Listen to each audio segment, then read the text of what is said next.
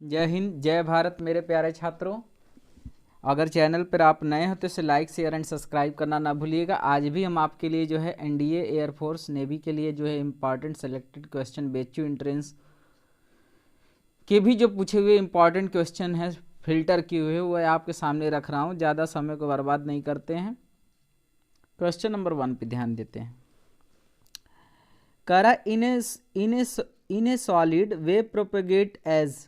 देखिए सॉलिड में बात कर रहा है तो कौन सा होगा? तो सॉलिड में ट्रांसवर्स एंड लॉन्गिट्यूडनल दोनों होती है। देखिए अनुप्रस्थ तरंग केवल ठोस के लिए होती है और अनुदैर्ध्य तरंग जो होती है वो तीनों के लिए होती है। तो लॉन्गिट्यूडनल वेव की अगर हम बात करें, कौन सी? लॉन्गिट्यूडनल वेव की, तो वो सॉलिड के लिए भी हो सकता है, लिक्विड के लिए भी हो सकता है और गैस के लिए भी हो सकता है। जबकि हम ट्रांसवर्स वेव की बात करें तो ओनली फॉर सॉलिड होता है, ओनली फॉर सॉलिड होता है। तो याद रखिएगा, पेन कलम साथ में लेके बैठिएगा। तो पूछ रहा है कि सॉलिड में कौन सी हो सकती है। तो सॉलिड में देखिए लॉन्गिट्यूडनल भी सॉलिड के लिए है और ट्रांसवर्स भी सॉलिड के लिए है, तो इट मीन्स बोथ होगा। समय को बर्बाद नहीं करते, क्वेश्चन नंबर 2 पे ध्यान देते हैं कि Planck constant has a dimension of. देखिए एक बात और, पेन कापी लेकर के बैठिए, एक्स्ट्रा ज्ञान मिलेगा। ये वाला क्वेश्चन किस एग्जाम में नहीं आया है, चाहे एनडीए हो, चाहे एयरफोर्स हो, चाहे आपका जो है नेवी हो, चाहे बेचू एंट्रेंस हो, 2 से 3 बार ये क्वेश्चन आया। तो आपको बता दें कि प्लैंक कांस्टेंट का निकालना है तो ई बराबर आप एच न्यू से निकाल लीजिएगा। न्यू फ्रीक्वेंसी ऑफ लाइट होती है तो ई बाई न्यू हो जाएगा। तो न्यू टाइम पीरियड का रेसिप्रोकल होता है, तो ml2 t-2 और k टेम्परेचर, k के पावर 1, तो ये आ जाएगा ml2, सॉरी माफ़ी चाहते हैं, यहाँ गलत हो गया। न्यू फ्रीक्वेंसी है ना, तो फ्रीक्वेंसी रेसिप्रोकल होती है टाइम पीरियड की।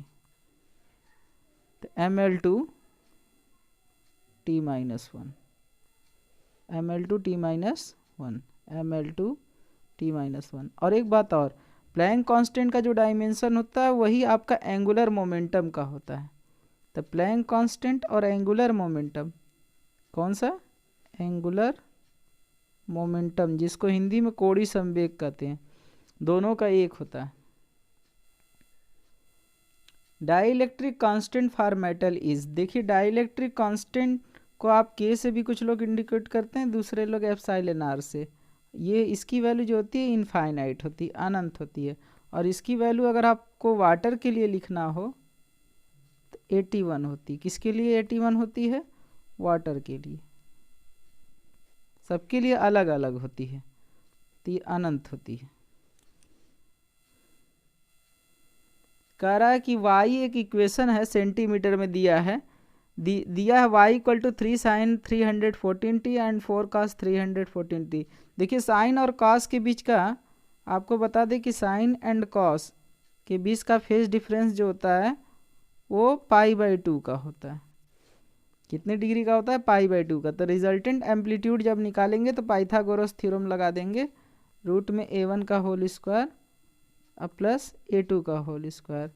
तो यहाँ से हो जाएगा 3 का होल स्क्वायर अब प्लस 4 का होल स्क्वायर।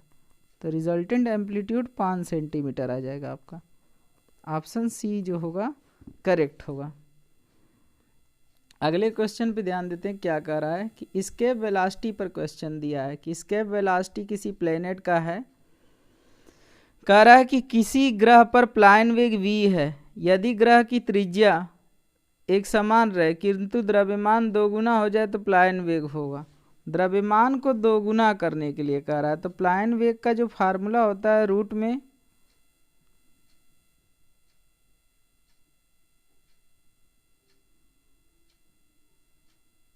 रूट में 2gme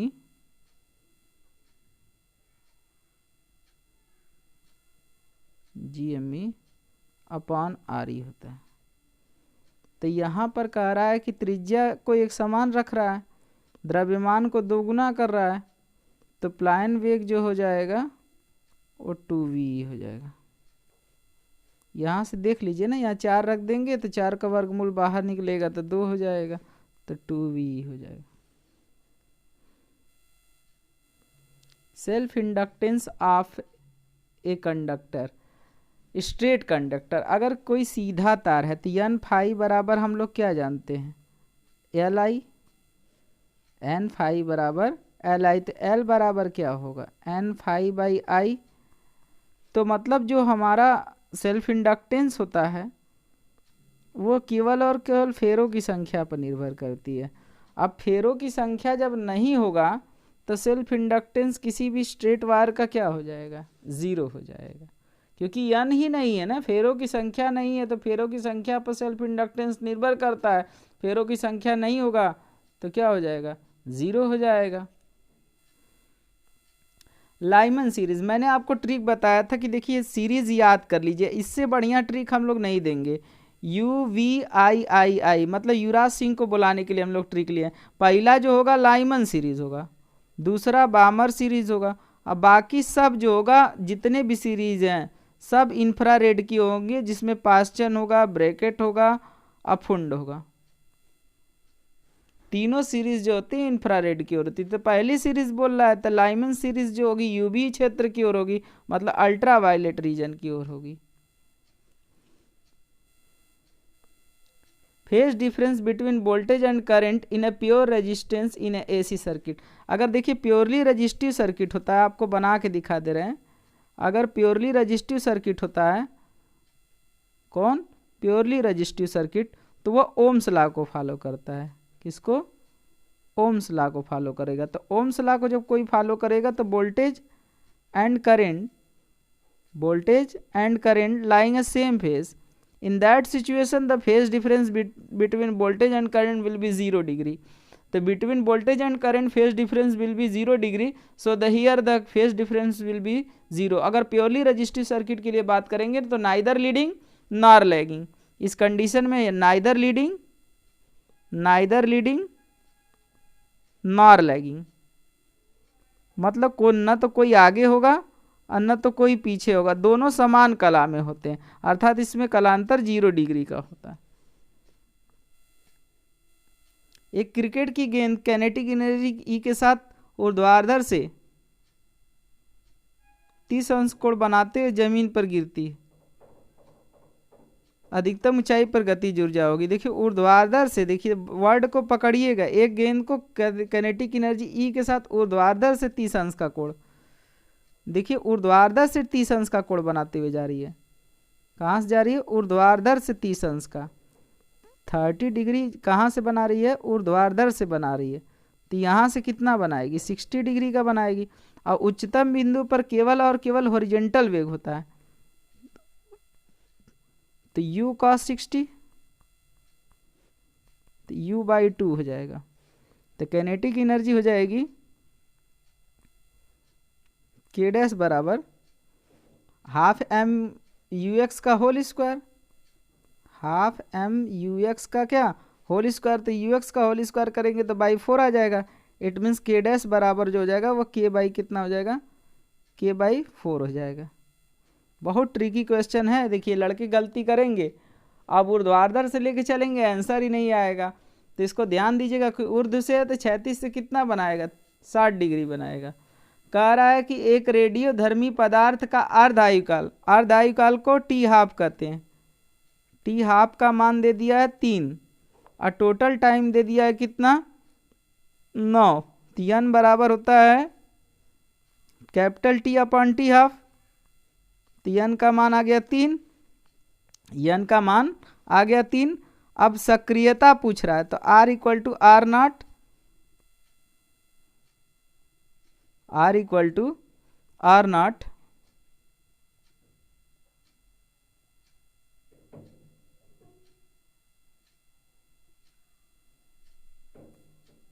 वन बाई 2 के पावर 3, तो R इक्वल टू हो जाएगा R नॉट बाई 8।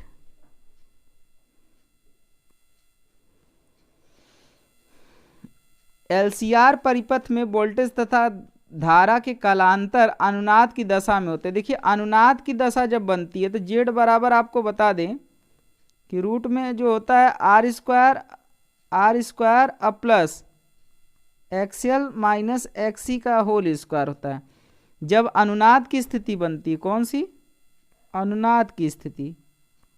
अनुनाद की स्थिति जब बनती है तो एक्सएल बराबर हो जाता है एक्सी के, तो जेड मिनिमम हो जाता है। जेड क्या हो जाता है? मिनिमम हो जाता है। तो जब जेड मिनिमम आर के हो जाएगा तो प्योरली रजिस्टिव सर्किट हो जाएगा। तो प्योरली रजिस्टिव सर्किट हो जाएगा तो उस समय जो कालांतर हो जाएगा वो 0 डिग्री का होगा। अभी बताया ना कि जब प्योरली रजिस्टिव सर्किट की तरह बिहेव करने लगेगा तो कालांतर कितने डिग्री का हो जाएगा? 0 डिग्री का हो जाएगा। तो अनुनाद की स्थिति में एलसीआर सर्किट एक प्योरली रजिस्टिव सर्किट हो जाता है, अर्थात उस स्थिति में कालांतर क्या हो जाता है? 0 हो जाता है।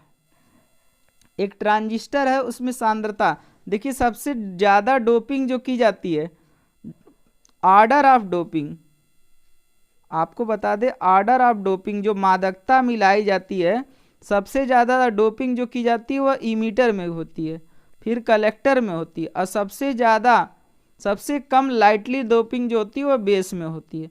बेस का मतलब आधार, उत्सर्जक में सबसे ज़्यादा, फिर संग्राहक में, और सबसे कम डोपिंग जो की जाती है आधार में। तो बेस में मिनिमम डोपिंग होती है। बेस में क्या होती है? एकदम मिनिमम डोपिंग होती है। क्या होती है? मिनिमम डोपिंग होती है। मिलावट सबसे कम आधार में होती है। प्रकाश वैद्युत प्रभाव की खोज निम्नलिखित में से किस वैज्ञानिक द्वारा की गई? देखिए सबसे बड़ा गड़बड़ इसमें लोग करते हैं। प्रकाश वैद्युत प्रभाव जो दिया गया था वो लिनार्ड और हर्ट्ज द्वारा किया गया था, आइंस्टीन के द्वारा किया गया था, लेकिन खोज जो है हर्ट्ज ने की थी। ये दिमाग में बैठा के चलिएगा, आइंस्टीन नहीं किए थे। आइंस्टीन ने प्रकाश वैद्युत प्रभाव का नियम दिया था, लिनार्ड और हर्ट्ज मिल करके उसकी खोज किए थे। तो सही रूप से जो सबसे पहले था तो हर्ट्ज था। ग्रह पृथ्वी के चारों ओर आर त्रिज्या की वृत्ति कक्षा में आवर्तकाल टी से चक्कर लगा रहा है। 4r त्रिज्या कर दिया जाए तो देखिए कैपलर के नियम से इसको लगा लीजिए। Kepler third law T square is directly proportional to R cube. इस वाले से लगाएंगे तो T dash upon T is equal to 4r upon R के पावर 3/2। तो r से r कैंसिल हो जाएगा तो टी डैश बराबर हो जाएगा 8t। टी डैश बराबर कितना हो जाएगा? 8t। तो ऑप्शन सी करेक्ट होगा इसका। दो प्रोटॉनों के बीच लगने वाला बल होगा। देखिए प्रोटॉन कहाँ होता है? नाभिक के अंदर। नाभिक के अंदर कूलामी बल फेल हो जाता है तो वहाँ पर न्यूक्लियर फोर्स होता है। देखिए नेचर का सबसे स्ट्रांगेस्ट फोर्स है न्यूक्लियर फोर्स। सबसे प्रबल बल जो होता है नाभिकीय बल होता है। ये दिमाग में बैठा के चलिएगा, सबसे प्रबल बल है न्यूक्लियर फोर्स, सबसे प्रबल बल है। और सबसे दुर्बल बल जो है आपका कौन है? गुरुत्वाकर्षण है। कौन है? गुरुत्वाकर्षण बल सबसे दुर्बल बल है। और सबसे प्रबल बल कौन है? न्यूक्लियर फोर्स है। तो दो प्रोटॉनों के बीच में हमेशा न्यूक्लियर बल होता है। तो ये दिमाग में बैठा के चलिएगा कि दो प्रोटॉनों के बीच में हमेशा कौन सा बल होगा? न्यूक्लियर फोर्स होगा। दो न्यूट्रॉनों के बीच में भी न्यूक्लियर फोर्स होगा। ये भी याद रखिएगा, दो प्रोटॉन दो न्यूट्रॉन, एक प्रोटॉन और एक न्यूट्रॉन के बीच में भी न्यूक्लियर फोर्स होगा। तो याद रखिएगा, प्रोटॉन होगा तब भी न्यूक्लियर, प्रोटॉन न्यूट्रॉन होगा तब भी न्यूक्लियर, न्यूट्रॉन होगा तब भी न्यूक्लियर। ये दिमाग में बैठा के चलिएगा, बहुत इंपॉर्टेंट बात बता रहे हैं। अगला क्वेश्चन चलते हैं। एक पूर्ण अप्रत्यास्थ पिंड के लिए यंग प्रत्यास्थता गुणांक हमेशा 0 होती है। क्रांतिक ताप पर द्रव का पृष्ठ तनाव, देखिए पृष्ठ तनाव का मान जो होता है क्रांतिक ताप पर 0 होता है। और वो क्रिटिकल टेम्परेचर अगर आप जानना चाहते हैं तो 647 केल्विन और लगभग 374 डिग्री सेल्सियस होता है। इस ताप पर गर्म कर देंगे तो पृष्ठ तनाव का मान 0 हो जाता है। इस ताप पर पृष्ठ तनाव क्या हो जाती है? 0 हो जाती है। पृष्ठ तनाव क्या हो जाती है, शून्य हो जाती है। तो क्रांतिक ताप की वैल्यू अगर पेपर में पूछेगा तो आप मार दीजिएगा कितना होता है, 647 केल्विन, लगभग 374 डिग्री सेल्सियस। इन सॉलिड, ये तो बता दिए कि बोथ होगा, 2 बार बन गया ये क्वेश्चन। आंतरिक ऊर्जा में परिवर्तन निम्न में से कौन सी राशि पथ पर निर्भर नहीं करती। देखिए चक्रीय प्रक्रम को लेके चला जाए तो बहुत आसानी से हम फिजिक्स को समझा देंगे। ये पॉइंट को, प्रेशर और वॉल्यूम के बीच में ग्राफ खींचिए और चक्रीय प्रक्रम ले लीजिए। तो यू इनिशियल जब इधर होता है और ये इधर होता है यू फाइनल, तो चक्रीय प्रक्रम में यू इनिशियल और यू फाइनल दोनों आपस में बराबर होते हैं। यू इनिशियल और यू फाइनल आपस में क्या होते हैं, बराबर होते हैं। अगर दोनों बराबर हो गए तो क्या वह पथ पर निर्भर किया, नहीं किया, तभी ना आंतरिक ऊर्जा में परिवर्तन क्या हो जाती है, चक्रीय प्रक्रम में आंतरिक ऊर्जा में परिवर्तन क्या हो जाती है, चक्रीय प्रक्रम में आंतरिक ऊर्जा में परिवर्तन शून्य हो जाती है। अर्थात जब पथ पर निर्भर नहीं किया तभी ना आंतरिक ऊर्जा में परिवर्तन शून्य हो गई। तो इस तरीके से आज हम आपके लिए 20 क्वेश्चन लेकर के आए। जल्द ही मिलते हैं नेक्स्ट वीडियो पर। लेकिन एक बात और आपसे कहना था कि अगर चैनल पर आप नए हैं तो उसे लाइक, शेयर एंड सब्सक्राइब करते रहिए, क्योंकि हमारा इसी तरह मनोबल बढ़ता रहे और आपको हम क्वेश्चन प्रोवाइड करते रहें। जल्द ही मिलते हैं। जय हिंद,